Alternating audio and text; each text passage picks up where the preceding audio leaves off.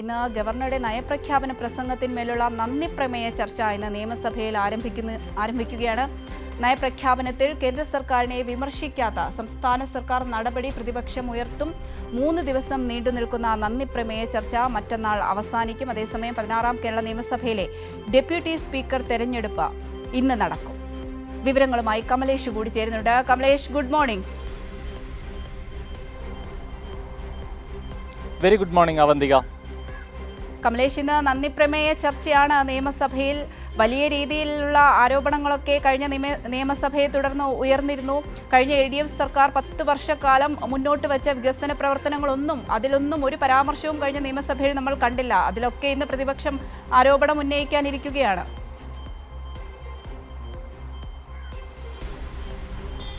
അവന്തിക, തീർച്ചയായും കഴിഞ്ഞ മാസം 29-ന്, അതായത് കഴിഞ്ഞ വെള്ളിയാഴ്ചയാണ് ഗവർണറുടെ നയപ്രഖ്യാപന പ്രസംഗം നിയമസഭയിൽ ഉണ്ടായിരുന്നത്. ആ നയപ്രഖ്യാപന പ്രസംഗം കഴിഞ്ഞ വേളയിൽ തന്നെ വലിയ വിമർശനങ്ങൾ പ്രതിപക്ഷം ആ പ്രസംഗത്തിനെതിരെ ഉയർത്തുകയും ചെയ്തു. കേന്ദ്ര സർക്കാരിനെതിരെ ഒരു വരി കൊണ്ട് പോലും വിമർശനം ഉന്നയിക്കാത്ത നിലയിൽ, അതായത് സംസ്ഥാന സർക്കാരിന് ലഭിക്കേണ്ട വിവിധ ഫണ്ടുകളെല്ലാം തടഞ്ഞു വെച്ച് സംസ്ഥാനത്തെ വലിയ കടക്കണിയിലേക്ക് കൊണ്ടുപോകാൻ ശ്രമിച്ച, അല്ലെങ്കിൽ വലിയ സാമ്പത്തിക ബാധ്യത സംസ്ഥാന സർക്കാരിന് ഉണ്ടാക്കി വെച്ചിട്ടുള്ള കേന്ദ്ര സർക്കാരിൻ്റെ നടപടികളുണ്ട്, നയങ്ങളും നിലപാടുകളുമുണ്ട്. അതിൽ ഒന്നിനെ പോലും വിമർശിക്കാൻ സംസ്ഥാന സർക്കാർ തയ്യാറായില്ല. അതുവഴി ഗവർണർക്ക് ആ പ്രസംഗം വായിക്കേണ്ടി വന്നില്ല എന്നത് ഏറ്റവും പ്രധാനപ്പെട്ട ഒരു വിമർശനമായി പ്രതിപക്ഷം ഉയർത്തിക്കൊണ്ടുവന്ന ഒരു വിമർശനമാണ്. അതോടൊപ്പം തന്നെ അവന്തിക സൂചിപ്പിച്ചതുപോലെ തന്നെ കഴിഞ്ഞ 10 വർഷക്കാലത്തെ സംസ്ഥാന സർക്കാരിൻ്റെ, LDF സർക്കാരിൻ്റെ നിരവധിയായ വികസന പ്രവർത്തനങ്ങളുണ്ട്. ആ വികസന പ്രവർത്തനങ്ങൾ പരാമർശിച്ചില്ല എങ്കിൽ പോലും ആ നിരവധിയായ പദ്ധതികൾ മുന്നോട്ട് കൊണ്ടുപോകാനുണ്ട്. അതിൻ്റെ ഭാവി സംബന്ധിച്ച കാര്യങ്ങൾ പോലും പരാമർശിച്ചു പോകാൻ ആ പ്രസംഗത്തിൽ സർക്കാർ തയ്യാറായില്ല, അല്ലെങ്കിൽ ഗവർണർ തയ്യാറായില്ല എന്നുള്ളത് ഒരു പ്രധാനപ്പെട്ട വിമർശനമാണ്. അതിൽ കിഫ്ബി ഉൾപ്പെടെയുള്ള പദ്ധതികൾ നേരത്തെ തന്നെ ഈ UDF സർക്കാർ അധികാരത്തിൽ വന്നാൽ കിഫ്ബി നിർത്തലാക്കും, അതിൻ്റെ പ്രവർത്തനങ്ങൾ അവസാനിപ്പിക്കും എന്നതടക്കമുള്ള വലിയ കാര്യങ്ങൾ മുന്നോട്ട് വെച്ചിരുന്നു. അത് ഏറെ ആശങ്ക ഉയർത്തുന്ന കാര്യങ്ങളുമാണ്. അത് സംബന്ധിച്ച സർക്കാരിൻ്റെ നിലപാടുകളും കാര്യങ്ങളും ഒന്നും തന്നെ ഈ നയപ്രഖ്യാപന പ്രസംഗത്തിൽ ഉൾപ്പെട്ടിട്ടില്ല എന്നുള്ളത് ഏറ്റവും പ്രധാനപ്പെട്ട ഒരു വിമർശനമായി തന്നെ ഉയരുകയും ചെയ്തു. അതുപോലെ തന്നെ പലതരത്തിലുള്ള പദ്ധതികളുണ്ട്. ലൈഫ് ഭവന പദ്ധതിയുമായി ബന്ധപ്പെട്ട വിഷയങ്ങളുണ്ട്. അതിലൊക്കെ എന്ത് നിലപാടാണ്, അതായത് ഈ ലൈഫ് ഭവന പദ്ധതി നിർത്തലാക്കുമെന്നതുൾപ്പെടെയുള്ള കാര്യങ്ങൾ സർക്കാരിൻ്റെ ഭാഗത്തു നിന്നും വരുന്ന ചില നിലപാടുകളിലൂടെ വ്യക്തമാകുന്നുണ്ട്. അങ്ങനെ വരുമ്പോൾ നിലവിൽ ലൈഫ് ഭവന പദ്ധതിയുടെ ഭാഗമായി വീടുകളുടെ പ്രവൃത്തി പുരോഗമിക്കുന്ന ആളുകൾക്ക് അതിൻ്റെ അവശേഷിക്കുന്ന ഗഡുക്കൾ ലഭിക്കാതിരിക്കുന്ന സാഹചര്യം ഉണ്ടാകുമോ? ഈ പട്ടികയിൽ ഉൾപ്പെട്ടിട്ടുള്ള ആളുകൾക്ക് വീട് ലഭിക്കാതിരിക്കുന്ന സാഹചര്യം ഉണ്ടാകുമോ? എങ്ങനെയാണ് ലൈഫ് ഭവന പദ്ധതി മുന്നോട്ട് കൊണ്ടുപോകാൻ സർക്കാർ ഉദ്ദേശിച്ചിട്ടുള്ളത്? തുടങ്ങിയ കാര്യങ്ങളിലെല്ലാം ഒരു വ്യക്തത വരുത്തേണ്ടതുണ്ടായിരുന്നു പുതിയ സർക്കാർ. പക്ഷേ അതൊന്നും ഉണ്ടായിട്ടില്ല എന്നുള്ളതാണ് ഏറ്റവും കാതലായ പ്രശ്നം. ഏതായാലും ഈ വിഷയങ്ങളെല്ലാം തന്നെ ഇന്ന് സഭയിൽ വലിയ വിമർശനമായി പ്രതിപക്ഷം ഉയർത്തിക്കൊണ്ടുവരുമെന്ന കാര്യത്തിൽ യാതൊരു തർക്കവുമില്ല. അതോടൊപ്പം തന്നെ നിലവിലെ സമകാലിക പ്രശ്നങ്ങളെല്ലാം ഉയർത്തി ഒരുപക്ഷെ ഏതെങ്കിലും അടിയന്തര പ്രമേയത്തിനുൾപ്പെടെയുള്ള നോട്ടീസ് പ്രതിപക്ഷം നൽകിയേക്കും എന്നുള്ളതാണ് മറ്റൊരു പ്രധാനപ്പെട്ട കാര്യം. മറ്റൊന്ന്, ഇന്ന് സഭയിൽ പ്രധാനമായും നടക്കേണ്ടത് ഡെപ്യൂട്ടി സ്പീക്കറുടെ തെരഞ്ഞെടുപ്പാണ്. സ്പീക്കർ തെരഞ്ഞെടുപ്പ് കഴിഞ്ഞ ദിവസങ്ങളിൽ സഭ സമ്മേളിച്ച ഘട്ടത്തിൽ നടന്നിട്ടുണ്ട്. ഡെപ്യൂട്ടി സ്പീക്കർ സ്ഥാനത്തേക്ക് UDF മുന്നോട്ട് വെക്കുന്ന സ്ഥാനാർത്ഥി ഷാനിമോൾ ഉസ്മാനാണ്. അതുപോലെ തന്നെ LDF വെക്കുന്നത് മുഹമ്മദ് മൂസിനാണ്.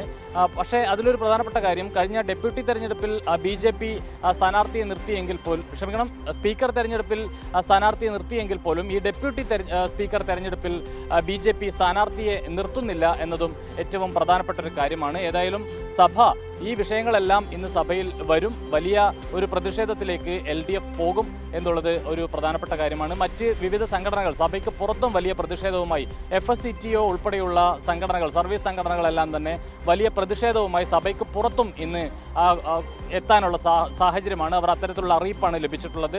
നിയമസഭയിലേക്ക് മാർച്ച് നടത്തുമെന്ന് FSCTOയും അറിയിച്ചിട്ടുണ്ട്. അത് പലതരത്തിലുള്ള ഈ ട്രാൻസ്ഫർ ഉൾപ്പെടെയുള്ള വിവിധ വിഷയങ്ങളുണ്ട്. ആ വിഷയങ്ങളെല്ലാം ഉയർത്തി തന്നെയാണ് FSCTO ഉൾപ്പെടെയുള്ള സർവീസ് സംഘടനകളും വലിയ പ്രതിഷേധവുമായി സഭയ്ക്ക് പുറത്തും എത്തുന്നത്. അവന്തിക. കമലേഷ്, ആദ്യ സമ്മേളനത്തിൽ വലിയ രീതിയിലുള്ള ഒരു വിമർശനങ്ങൾ ഉയർന്നിരുന്നത്, അതായത് ഈ കേന്ദ്രത്തെക്കുറിച്ച് ഒരു പരാമർശവും നടത്താതെയായിരുന്നു ആദ്യത്തെ സമ്മേളനം. കേന്ദ്രവുമായി ഒരു ഏറ്റുമുട്ടലില്ലാതെയായിരുന്നു ആദ്യത്തെ സമ്മേളനം നടന്നത്. അതിനെതിരെ വലിയൊരു പ്രതിഷേധം അല്ലെങ്കിൽ ഒരു വിമർശനമൊക്കെ ഉയർന്നിരുന്നു. അതോടൊപ്പം തന്നെ ഈ വി.ഡി. സതീശൻ മുഖ്യമന്ത്രി ആയതിനു ശേഷം ഈ പ്രതിപക്ഷ നേതാവ് പിണറായി വിജയനെ സന്ദർശിച്ചിരുന്നു.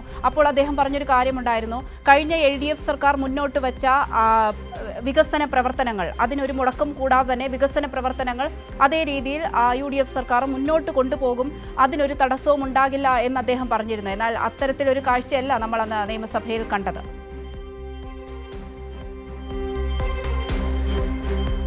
അതൊരു പ്രധാനപ്പെട്ട കാര്യമാണ്. ഈ മുഖ്യമന്ത്രിയായി തെരഞ്ഞെടുക്കപ്പെട്ടതിന് ശേഷം മുൻ മുഖ്യമന്ത്രിയായിട്ടുള്ള നിലവിലെ പ്രതിപക്ഷ നേതാവായിട്ടുള്ള പിണറായി വിജയന്റെ വീട്ടിൽ അദ്ദേഹം എത്തിയ ഘട്ടത്തിലാണ് ഇക്കാര്യം പറഞ്ഞിട്ടുള്ളത്. ഏതെങ്കിലും ഒരു സർക്കാർ മാറി വരുമ്പോൾ പഴയ സർക്കാർ ചെയ്ത കാര്യങ്ങളെല്ലാം ഇല്ലാതാക്കുന്ന ഒരു നിലപാട് ഉണ്ടാകില്ല, അങ്ങനെയെങ്കിൽ കേരളം ഉണ്ടാകില്ല എന്നതാണ് വി.ഡി. സതീശൻ പറഞ്ഞിരുന്നത്. ആ പ്രവർത്തനങ്ങൾക്കെല്ലാം ഒരു തുടർച്ചയുണ്ടാക്കും ഈ സർക്കാർ എന്നത് വളരെ വ്യക്തമായി അന്ന് പഴയ മുഖ്യമന്ത്രിയുടെ അല്ലെങ്കിൽ നിലവിലെ പ്രതിപക്ഷ നേതാവിന്റെ സാന്നിധ്യത്തിൽ തന്നെ അദ്ദേഹം മാധ്യമങ്ങളോട് പറയുകയും ചെയ്തതാണ്. പക്ഷേ അത് സംബന്ധിച്ച് ഞാൻ നേരത്തെ ആദ്യഘട്ടത്തിൽ സൂചിപ്പിച്ചതുപോലെ തന്നെ കഴിഞ്ഞ സർക്കാർ നടപ്പിലാക്കി വന്നിട്ടുള്ള പലതരത്തിലുള്ള വികസന പ്രവർത്തനങ്ങൾ, പക്ഷേ അതിനി എങ്ങനെ മുന്നോട്ട് കൊണ്ടുപോകും, സർക്കാരിൻ്റെ നയവും നിലപാടും വ്യക്തമാക്കാനുള്ളതായിരുന്നു ഈ ഗവർണർ നടത്തുന്ന ഈ നയപ്രഖ്യാപന പ്രസംഗം എന്ന് പറയുന്നത്. അടുത്ത വർഷത്തേക്ക് അല്ലെങ്കിൽ പുതുതായി സർക്കാർ അധികാരത്തിലേൽക്കുമ്പോൾ എന്തൊക്കെയാണ് അവരുടെ നയം, ഈ വികസനപരമായി എന്തൊക്കെ കാര്യങ്ങൾ ചെയ്യാൻ ഉദ്ദേശിക്കുന്നു, നിലവിലുള്ള വികസന പ്രവർത്തനങ്ങളെ ഏത് നിലയിൽ മുന്നോട്ട് കൊണ്ടുപോകാൻ ഉദ്ദേശിക്കുന്നു തുടങ്ങിയ കാര്യങ്ങളെല്ലാം വളരെ കൃത്യമായി അടയാളപ്പെടുത്തേണ്ട ഒരു പ്രസംഗമാണ് ഗവർണറുടെ നയപ്രഖ്യാപന പ്രസംഗം. നേരത്തെ കഴിഞ്ഞ സർക്കാരിൻ്റെ കാലത്തുൾപ്പെടെ ഈ ഗവർണറുടെ നയപ്രഖ്യാപന പ്രസംഗം ഗവർണർ വായിക്കുന്നതുമായി ബന്ധപ്പെട്ടുൾപ്പെടെ വലിയ കോലാഹലങ്ങൾ, വലിയ പ്രശ്നങ്ങളൊക്കെ തന്നെ സഭയ്ക്കകത്ത് ഉണ്ടാകുന്ന സാഹചര്യം ഉണ്ടായിട്ടുണ്ട്. കേന്ദ്രത്തിനെതിരെ വലിയ വിമർശനം അതിനകത്ത് നിർബന്ധമായും ഉണ്ടാകേണ്ടതായിരുന്നു. ആ നിലയിലാണ് കേരളത്തെ കേന്ദ്രം ട്രീറ്റ് ചെയ്യുന്നത് എന്ന കാര്യത്തിൽ യാതൊരു തർക്കവുമില്ല. അത് പലതരത്തിലുള്ള ഫണ്ട് നമുക്ക് ലഭ്യമാക്കുന്നതുമായി ബന്ധപ്പെട്ട് ഏറ്റവും ചെറിയ ഉദാഹരണം എന്ന് പറയുന്നത് വയനാട് ഉരുൾപൊട്ടലുമായി ബന്ധപ്പെട്ട് പ്രധാനമന്ത്രി നേരിട്ടെത്തുകയും ഇവിടെ ആളുകളെ കാണുകയും ആശ്വസിപ്പിക്കുകയും വലിയ വാഗ്ദാനങ്ങൾ നൽകി തിരിച്ചു പോവുകയും ചെയ്തു. പക്ഷേ ഒരു രൂപ വയനാടിന് വേണ്ടി കേന്ദ്രം അനുവദിച്ചിരുന്നില്ല എന്നതാണ് ആ സാഹചര്യം. അത് മറ്റ് സംസ്ഥാനങ്ങളിൽ, അതായത് BJPക്ക് താല്പര്യമുള്ള മറ്റ് സംസ്ഥാനങ്ങളിൽ അങ്ങനെയല്ല. എന്തെങ്കിലും ഒരു വിഷയം ഉണ്ടാകുമ്പോൾ അതൊരു ദേശീയ ദുരന്തമായി വളരെ പെട്ടെന്ന് തന്നെ പ്രഖ്യാപിക്കപ്പെടുകയും അതിന് വലിയ വാരിക്കോരി അവർക്ക് ധനസഹായം നൽകുകയും ചെയ്യുന്ന സാഹചര്യം നിലവിലുണ്ട്. പക്ഷേ ഇത്രയേറെ ആളുകൾ മരണപ്പെട്ടിട്ടുള്ള ഒരു വലിയ ദുരന്തത്തിൽ പ്രധാനമന്ത്രി എത്തിയെങ്കിൽ പോലും ഒരു തരത്തിലുമുള്ള ആശ്വാസം പ്രധാനമന്ത്രിയിൽ നിന്നോ കേന്ദ്ര സർക്കാരിൽ നിന്നോ വയനാട് ജനതയ്ക്ക് ഉണ്ടായിട്ടില്ല, കേരളത്തിനുണ്ടായിട്ടില്ല എന്നുള്ളതാണ് നമ്മുടെ മുന്നിലുള്ള ഉദാഹരണം. അത്തരമൊരു സാഹചര്യം നിലനിൽക്കുമ്പോഴാണ് ഒരു വരി കൊണ്ടുപോലും ഒരു വാക്കുകൊണ്ടുപോലും കേന്ദ്ര സർക്കാരിനെ വിമർശിക്കാൻ തയ്യാറാകാത്ത നയപ്രഖ്യാപന പ്രസംഗം കേരളത്തിൻ്റെ നിയമസഭയിൽ ഉയർത്തപ്പെടുന്നത് എന്നതാണ് ഏറ്റവും വലിയ വിമർശനമായി പ്രതിപക്ഷം മുന്നോട്ട് വെച്ചിട്ടുള്ളത്. കഴിഞ്ഞ കാലങ്ങളിലൊക്കെ ഗവർണർ നയപ്രഖ്യാപന പ്രസംഗം വായിക്കുന്നതുമായി ബന്ധപ്പെട്ട് ഞാൻ നേരത്തെ സൂചിപ്പിച്ചതുപോലെ തന്നെ വലിയ വിമർശനങ്ങൾ ഉയർന്നു വന്നിട്ടുണ്ട്. അത് സംസ്ഥാന സർക്കാർ ഉന്നയിച്ചിട്ടുള്ള കേന്ദ്ര സർക്കാരിനെതിരായ വിമർശനങ്ങൾ ഗവർണർ വായിക്കാതെ വിട്ടുപോവുകയൊക്കെ ചെയ്യുന്ന സാഹചര്യമുണ്ട്. അത് ഒരു തെറ്റായ കീഴ്വഴക്കമാണ് എന്നുള്ളതാണ്. പക്ഷേ പലതും, അതായത് പല കാര്യങ്ങളും ഗവർണർ കൂട്ടിച്ചേർക്കുകയോ അല്ലെങ്കിൽ വായിക്കാതെ വിട്ടുപോവുകയോ ഒക്കെ ചെയ്യുന്ന ഒരു സ്ഥിതിവിശേഷം നേരത്തെ ഉണ്ടായിട്ടുണ്ട്. അത് വലിയ വാർത്തയാവുകയും അത് വലിയ ചർച്ചയാവുകയും ചെയ്തിട്ടുണ്ട്. അത് ചർച്ചയാവുന്നത് സ്വാഭാവികമായും കേന്ദ്രത്തിനെതിരായ വിമർശനമായതുകൊണ്ട് തന്നെ കേന്ദ്ര സർക്കാർ നിയമിക്കുന്ന ഗവർണർ അത് വായിക്കാതെ പോകുന്നു എന്നുള്ളത് വലിയ വിമർശനവും ചർച്ചയും തന്നെയാണ് ഉണ്ടാക്കുക എന്നുള്ളതാണ്. അത് വലിയ ഒരു വിഷയമായി ഉയർന്നു വരികയും ചെയ്യും. പക്ഷേ നിലവിലെ നയപ്രഖ്യാപന പ്രസംഗത്തിൽ അങ്ങനെ ഗവർണർക്ക് വിട്ടുകളയാൻ പാകത്തിൽ ഒരു വിമർശനം പോലും കേന്ദ്ര സർക്കാരിനെതിരെ ഉണ്ടായിട്ടില്ല എന്നുള്ളതാണ് കാതലായ പ്രശ്നം. ആ വിഷയം ഇന്ന് നിയമസഭയിൽ പ്രതിപക്ഷം ഉന്നയിക്കുമെന്ന കാര്യത്തിൽ യാതൊരു തർക്കവുമില്ല. അതോടൊപ്പം തന്നെ ഇത്തരം വിമർശനങ്ങൾക്കൊപ്പം തന്നെ സമകാലികമായ വിഷയങ്ങളുണ്ട്, നിരവധിയായ വിഷയങ്ങളുണ്ട്. ആ വിഷയങ്ങളിൽ ഏതെങ്കിലും ഒന്നിൽ ഊന്നിക്കൊണ്ട് ഒരു അടിയന്തര പ്രമേയത്തിനുള്ള നോട്ടീസും ഇന്ന് സഭയിൽ പ്രതിപക്ഷം നൽകാനുള്ള സാധ്യതയാണ്. അത് അനുവദിക്കപ്പെട്ടാൽ വലിയ സഭാങ്കണം വലിയ ഒരു രൂക്ഷമായ വാദപ്രതിവാദങ്ങൾക്കും വലിയ തർക്കങ്ങൾക്കുമൊക്കെ സാക്ഷ്യം വഹിക്കുന്ന നിലയിലേക്ക് സഭയുടെ അങ്കണം മാറിപ്പോകും എന്ന കാര്യത്തിലും യാതൊരു തർക്കവുമില്ല. ഏതായാലും 9 മണിയോടുകൂടി സഭാ നടപടികൾ ആരംഭിക്കും. ആദ്യഘട്ടത്തിൽ ഞാൻ നേരത്തെ സൂചിപ്പിച്ചതുപോലെ തന്നെ ഈ സ്പീക്കറുടെ നയപ്രഖ്യാപന പ്രസംഗത്തിന്മേലുള്ള നന്ദി പ്രമേയ ചർച്ചയാണ്. ആ ചർച്ചയിൽ എല്ലാ അംഗങ്ങളും പങ്കെടുക്കും. അത് അടുത്ത 3 ദിവസങ്ങളിലായി ഈ ചർച്ചയാണ് പുരോഗമിക്കുക. മറ്റന്നാളാണ് ഇത് അവസാനിക്കുക. അവന്തിക.